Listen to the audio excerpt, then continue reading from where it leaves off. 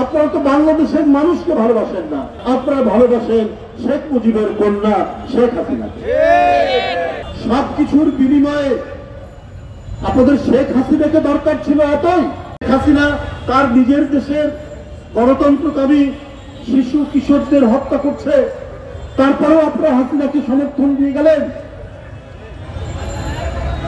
সেই দেশ থেকে কোটি কোটি টাকা, লক্ষ কোটি টাকা পাচার করছে, তারপরেও আপনারা তাকে সমর্থন দিয়ে গেলেন। ওরা নির্বাচন, গণতান্ত্রিক প্রতিষ্ঠান, রাষ্ট্রীয় প্রতিষ্ঠান ধ্বংস করেছে। নিজেদের বাড়িতে পেলে পুষে যে লোক তৈরি করেছে তাদেরকে নির্বাচন কমিশনে, তাদেরকে বিচার বিভাগে শেখ হাসিনা দিয়েছেন। এই ধরনের একজন ব্যক্তিকে আপনারা আশ্রয় দিলেন, এই ধরনের একটি ব্যক্তিকে আপনারা সমর্থন দিয়ে গেলেন। তার মানে আপনারা গণতান্ত্রিক দেশেও বাংলাদেশের মানুষের তার যে বেঁচে থাকা, তার যে অধিকার, এইটা আপনাদের কোনোভাবেই আপনাদের হৃদয়ে মানবতার অনুভূতি জাগ্রত হয়নি। আপনাদের সবকিছুর বিনিময়ে আপনাদের শেখ হাসিনাকে দরকার ছিল এতই। দেশের স্বাধীনতা, দেশের জনগণ, জনগণের অধিকার, জনগণের বাঁচা মরার প্রশ্নকে আপনারা থোড়াই কেয়ার করে আপনারা শেখ হাসিনাকে সমর্থন দিয়ে গেছেন। তার মানে কি, শেখ হাসিনা থাকলে ভারত তার খবরদারি করতে পারবে বাংলাদেশের উপর, এবং বাংলাদেশকে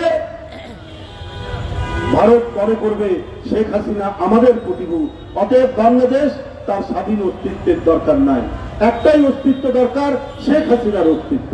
এই কারণেই তাকে আপনারা সমর্থন দিয়ে গেছেন। তো এই জিনিসগুলো মানুষ তো ভুলতে পারে না। অনেকেই বলে ভারতের সাথে এই ধরনের আপনারা তো সমালোচনা করেন কেন? তো সমালোচনা তো তারাই সৃষ্টি করেছে। যে ব্যক্তিটা গণশত্রু, যে ব্যক্তি নিজের দেশের মানুষ, শিশু কিশোর তরুণকে হত্যা করে, তাকেই আপনি সমর্থন করছেন।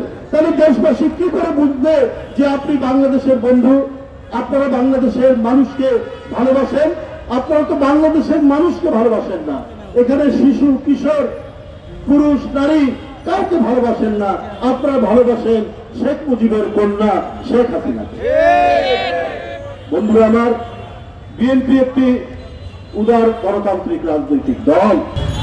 তৎকালীন ক্ষমতাসীনদের বাইরে নিরাপদে সুখী জীবন নিশ্চিত করার জন্যই এই টাকা ফ্লাইট করেছে।